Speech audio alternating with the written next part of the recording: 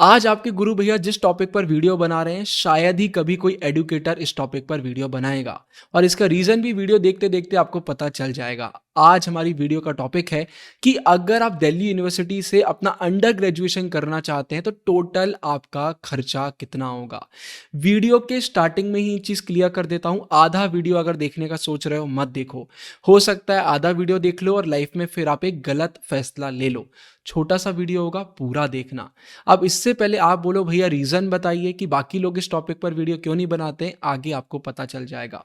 अभी मैं आपको सबसे पहले बताता हूँ टोटल आपका खर्चा कितने होने वाला है। और अगर आंसर ये निकल के आ रहा है कि खर्चा इतना होने वाला है जितना आप अफोर्ड नहीं कर सकते, तो आपको क्या करना है वो भी मैं आपको बताऊंगा। अब हम चलते हैं एक्सेल शीट की तरफ। तो ये आपके सामने एक्सेल की शीट आ गई है। यहां पर दो खर्चे मैं इंक्लूड नहीं कर रहा हूं।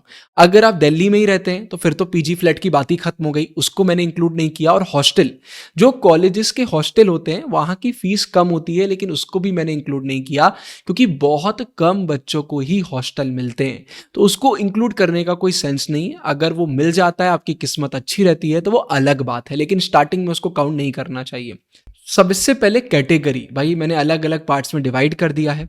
एक महीने में अप्रोक्स कितना खर्चा होता है वो मैं आपको बताऊंगा, फिर पता चलेगा कि उससे एक साल में कितना होगा, 3 साल में कितना होगा, और 4 साल का कोर्स करते हैं तो कितना होगा। स्टार्टिंग में ही क्लियर कर देता हूं, मैं जितना कम पॉसिबल हो पाएगा उतना ही कैलकुलेट करूंगा। इसके पीछे सिंपल सा रीजन है, मैं ज्यादा कर दूंगा तो बहुत सारे बच्चों को समझ में नहीं आएगा कि वो कम में कैसे वहां पे काम करेंगे, कैसे रहेंगे। तो मैं एकदम कम बता देता हूं, अगर वो आपको अफोर्डेबल लगता है तो उसको थोड़ा बहुत ऊपर नीचे आप कर सकते हो। सबसे पहले पीजी और फ्लैट की बात करते हैं।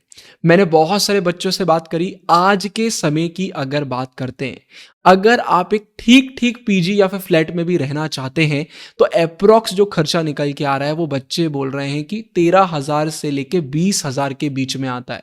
डिपेंड करता है कि भाई आप कितने अच्छे पीजी या फ्लैट में रहना चाहते हैं। लेकिन फिर भी इतने सारे बच्चों से बात करने के बाद अगर मैं कोई एवरेज निकालना चाहूं तो 15,000 एवरेज आता है, लेकिन मैं आपके लिए सिर्फ इसको 13,000 कर रहा हूं, कम कर दिया।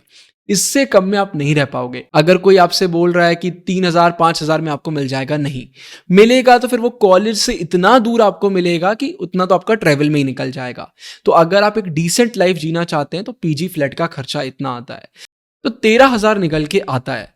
तो एक साल में मतलब आपके सिर्फ पीजी फ्लैट में 1,56,000 रुपीज लग जाएंगे, और 4 साल में ये टोटल हो जाएगा 6,24,000 में। सिर्फ पीजी फ्लैट की बात कर रहे हैं। और आपके लिए चलो मैं इसको और कम कर देता हूं, मैं 10,000 कर देता हूं, हालांकि ये प्रैक्टिकली पॉसिबल ही नहीं है, बट फिर भी मैंने आपके लिए कर दिया। फूड एंड मस्ती, भाई आप बाहर खाओगे, दोस्तों की पार्टी होगी, कभी मूवी देखना है, यहाँ जाना है वहां जाना है, कुछ तो करोगे। तो उसके भी मैंने एक महीने के ज्यादा नहीं, सिर्फ 1,500 रुपए ऐड कर लिए हैं। बट ये भी ज्यादा होगा, बट चलो कोई नहीं, इतना मान लेते हैं। ट्रैवल की बात करते हैं। सारे बच्चों का कहना है कि भाई उनके 3 से 5 हजार रुपए ट्रैवल में चले ही जाते हैं, मेट्रो कर रहे हैं, बस कर रहे हैं, कुछ भी कर रहे हैं, इतने रुपए लग ही जाते हैं, किसी से मिलने जाना है रुपए लग जाते हैं। बट फिर भी ट्रैवल का चार्ज, मैं सोच रहा हूं, मैं इस अजम्पशन से ये वीडियो बना रहा हूं कि आप बहुत कंजूसी भरी लाइफ वहां पे जी रहे हैं, तो इसको भी मैंने ज्यादा ऐड नहीं किया है, सिर्फ 2,000 रुपीज मैंने इसको ऐड कर दिया है। अब फीस, भाई आपके कॉलेज की फीस वगैरह भी रहेगी, तो अलग अलग कॉलेज की ड्यू में फीस बहुत अलग रहती है। कहीं 30,000, कहीं 40, कहीं 50, फिर आप कौन सी कैटेगरी में आते हैं, आपकी कास्ट क्या है, बहुत सारे फैक्टर्स होते हैं, तो इसको भी एकदम कम लेके चलते हैं। मैं बोलता हूं महीने की फीस सिर्फ और सिर्फ आपकी 1,500 रुपए निकल के आती है, मतलब आपकी सिर्फ और सिर्फ 18,000 रुपए फीस लग रही है साल की। ये बहुत कम है, इतनी तो कहीं की नहीं है, बट फिर भी मैंने इतना ऐड किया। और मिसलेनियस मतलब वो खर्चे जिनको हम अलग से ऐड नहीं कर रहे हैं। भाई ऐसा तो नहीं है कि 4 साल में कभी भी आप बीमार नहीं पड़ेंगे, ऐसा तो नहीं है कि आप मूवी देखने नहीं जाएंगे, मैंने ऊपर एंटरटेनमेंट में बहुत कम ऐड किया है। ऐसा नहीं है कि आप दोस्तों को गिफ्ट नहीं करेंगे, ऐसा नहीं है कि अपने घर ट्रेवल करने नहीं जाएंगे। भाई अगर आप प्लेन से जाते हैं, ट्रेन से जाते हैं, उसका खर्चा भी होता है। और ऐसे अनगिनत बहुत सारे खर्चे होते हैं, फोटो कॉपी करवाना, कुछ भी प्रिंट करवाना, कहीं पर साइबर कैफे में जाके काम करना, कॉलेज में अलग अलग सोसाइटीज में कई बार आपसे अगर उन्हें कोई कंट्रीब्यूशन मांग लिया, बहुत चीजें हो सकती हैं। प्रोजेक्ट फाइल बनाना, असाइनमेंट बनाना, बुक्स परचेज करना। फिर भी मैं इसको बहुत कम रख रहा हूं, मैं बोल रहा हूं कि हम 2,000 रुपए पकड़ लेते हैं कि भाई आपके महीने के 2,000 रुपए ही इस चीज में जाएंगे। इतना कम मैंने कर दिया है। और इसके बाद अब हम देखते हैं कि हमारा टोटल खर्चा कितना निकल के आ रहा है। तो भाई एक साल में जो आपका टोटल खर्चा होगा वो आपका होगा 2,04,000 रुपए। अगर आप 3 साल का इससे कम तक को कोर्स आप करोगे नहीं तो वो होता है 6,12,000 रुपीज। और अगर आप 4 ईयर्स का कोर्स करते हैं तो वो होता है 8,16,000 रुपीज। ये मैं एकदम मिनिमम लेकर चल रहा हूं। मान के चलिए आपको 10,000 का पीजी नहीं मिलता है, इसको मैं 15,000 का कर देता हूं, तो आप देखिए अमाउंट में कितना डिफरेंस आ गया। तो डिफरेंस की बात है। तो सबसे पहले तो आपके क्वेश्चन को आंसर करता हूं कि एडुकेटर्स इस पर वीडियो क्यों नहीं बनाते। वो इसलिए नहीं बनाते क्योंकि अगर वो इस टॉपिक पर वीडियो बनाएंगे तो बहुत सारे बच्चे उनका कोर्स ही नहीं लेंगे, क्योंकि बहुत सारे बच्चों को समझ में आ जाएगा यार कि हम अफोर्ड ही नहीं कर पाएंगे ड्यू को। तो ड्यू में खर्चा बहुत होता है। लेकिन अब एक सवाल आता है कि अगर आप अफोर्ड नहीं कर सकते तो क्या सीयूटी का एग्जाम देना चाहिए, और अगर अफोर्ड कर सकते हैं तो क्या इतना खर्चा करना चाहिए। बहुत बेसिक कैलकुलेशन है। अगर आप डीयू में या किसी भी यूनिवर्सिटी में एडमिशन ले रहे हैं और उस चक्कर में आपके पेरेंट्स को लोन वगैरह नहीं लेना पड़ रहा, ऐसा नहीं हो रहा कि भाई उनको डेली अपनी लाइफ को सस्टेन करने में दिक्कत आ जाएगी, तो फिर आपको चले जाना चाहिए, क्योंकि वहां पढ़ेंगे, मेहनत करेंगे, आप उसको 10x 100x करके उनको रिटर्न करेंगे आने वाले फ्यूचर में।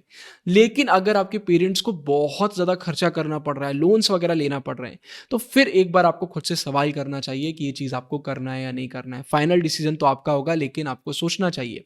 अच्छा, अब कुछ पॉइंट्स है जिनको मिस नहीं करा जा सकता। रिजर्वेशन का भी फायदा मिलता है, अगर आप एसटी एससी ओबीसी में आते हैं थोड़ा बहुत फायदा मिलता है। साथ में भाई अगर आपके दिल्ली में रिलेटिव्स रहते हैं, आप उनके घर में रहने लग गए, उससे बहुत अंतर आता है। जैसे एक बार वापस से एक्सेल में चलते हैं, मैं बोलता हूँ आपके सारे खर्चे हैं, ठीक है, ट्रैवल का भी मैं बोल देता हूँ कि 2,000 रुपये हमने वापस ऐड कर लिया, फीस को और कर देते हैं 2,500 कर देते हैं, मिसलेनियस को वापस से मैं बोलता हूँ 2,000 कर देते हैं, लेकिन आपके पीजी फ्लैट को 0 कर देते हैं, तो ये अमाउंट बहुत कम हो जाता है, 3,84,000 हो जाता है। तो मेन पीजी फ्लैट का खर्चा बहुत जाता है। लेकिन फिर भी ना, ये 3,84,000 काउंट मत करिए, इसको बढ़ा दीजिए। इसलिए बढ़ा दीजिए क्योंकि यहाँ पर बहुत सारे खर्चे ऐड नहीं किए हैं। ऐसा ना हो लेकिन अगर आप बीमार हो जाएं, 5,000 4,000 रुपए यूं चले जाते हैं डॉक्टर के पास। खाने में लगता है, आप कैफे वगैरह जाइए, वहां दिल्ली वगैरह में आप सब्जी वगैरह खरीदिए, फ्रूट्स वगैरह खरीदिए, बहुत खर्चा होता है। तो ये खर्चों को भी काउंट नहीं किया गया है, तो ये पूरा खर्चा निकल के आता है। मैं इस एक्सेल का लिंक डाल दूंगा डिस्क्रिप्शन में, तो आप अपने हिसाब से भी कैलकुलेशन कर लेना। अब मैं पॉइंट ये बोल रहा था कि कई बार क्या होता है, स्कॉलरशिप वगैरह भी मिल जाती है। बहुत बच्चे ऐसे हैं जिनको स्कॉलरशिप मिल गई, उनकी कोई फीस नहीं लग रही, और उनको कई बार थोड़े एक्स्ट्रा पैसे भी मिल जाते हैं। लेकिन यार ये बहुत लक फैक्टर वाली चीज़ है, ये एडमिशन के बाद आपको पता चलता है। लेकिन एक बात और याद रखिए कि आप बाद में एडमिशन विड्रॉ भी करा सकते हैं। डीयू का तो 1 महीने कुछ का रहता है कि उसके बीच में आप करवा सकते हैं, फीस वगैरह भी रिटर्न हो जाती है। तो जो सवाल आता है कि सीयूटी देना चाहिए, अगर आप मेरी माने, आप भले ही कॉलेज अफोर्ड कर पाएं चाहे ना कर पाएं, सीयूटी सबको दे देना चाहिए। एक बढ़िया एक्सपीरियंस है सीयूटी। सबसे पहले तो एक एक्सपीरियंस मिल जाता है, दूसरी चीज पहले ही दिन से दरवाजे बंद नहीं होते। हो सकता है जब आप सीयूटी दें, भले ही उस समय आप अफोर्ड नहीं कर पा रहे हैं, लेकिन कुछ समय बाद दरवाजे खुल जाते हैं। कोई आपकी मदद कर रहा है, कहीं से कोई स्कॉलरशिप मिल गई, बहुत चीजें हो जाती हैं। तो पहले दिन ही अपना दरवाजा बंद मत करिए।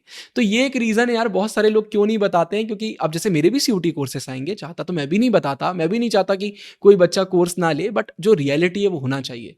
ऐसा नहीं होना चाहिए कि आप पूरी उम्मीदों से ड्यू जा रहे हैं और फिर आपको वापस आना पड़े। एक गुरु भैया, आप मुझे भैया बोलते हैं, उस नाते से मैं ये गलत नहीं कर सकता, इसलिए मैंने पहले ही इस टॉपिक पर वीडियो बना दी। एकदम ऑफ टॉपिक वीडियो है, लेकिन जरूरी है क्योंकि बहुत सारे बच्चों को मैंने सफर करते हुए देखा है। अब मैं एक पॉइंट और यहां पर रखना चाहूंगा, और वो पॉइंट ये है भाई कि सीयूटी देने के बाद ना, ये याद रखना कि इन केस अगर आप ड्यू नहीं भी जा पाते हो, आपके पास पैसे की कमी रहती है, तो भाई हम 21st सेंचुरी में रह रहे हैं। आप कहीं से भी लाइफ में आज के समय कुछ भी कर सकते हैं। अगर आपने मेरा आखिरी व्लॉग देखा था, तो मैंने व्लॉग में अपने द ट्विन ब्रोस चैनल में कितना क्लियरली बताया है कि मैंने भी कितना स्ट्रगल किया है। तो स्ट्रगल करके आप आगे बढ़ सकते हैं। कभी भी दिमाग में ये लेके मत आइएगा कि आप कुछ नहीं कर पाएंगे, ऐसा कभी नहीं होने वाला। इस वीडियो से मदद मिली हो तो ज्यादा से ज्यादा शेयर करिए, डिस्क्रिप्शन में एक्सेल मिल जाएगा, और कमेंट में प्यार भरिए। आप प्यार भरते हैं तो और वीडियो बनाने का मन करता है, तो कमेंट करिए, लाइक करिए, शेयर करिए। साइनिंग ऑफ, गुरु भैया। मेरी दोनों सेल्फ हेल्प बुक आपको अमेजॉन फ्लिपकार्ट पे मिल जाएंगी। डिकोडिंग ह्यूमैनिटीज सिर्फ और सिर्फ ह्यूमैनिटीज वाले बच्चों के लिए, everything boils down to awareness, हर एक उसके लिए जो लाइफ में ग्रो करना चाहता है। डिस्क्रिप्शन में दोनों बुक्स के सैंपल पीडीएफ्स मिल जाएंगे। पहले सैंपल पीडीएफ को पढ़िए, पेजेस पढ़ के अगर मजा आए तो फिर आप ऑर्डर कर सकते हैं।